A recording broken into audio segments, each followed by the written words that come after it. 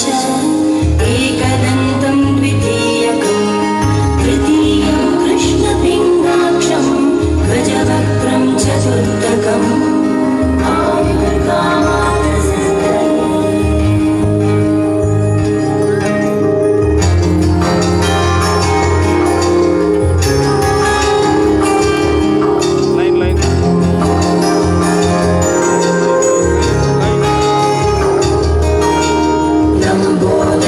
पंचमं च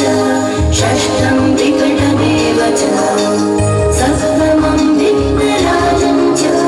धूम्रवर्णं तथाष्टमम्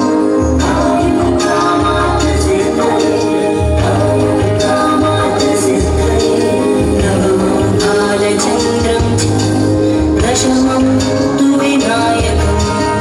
एकादशं गणपतिं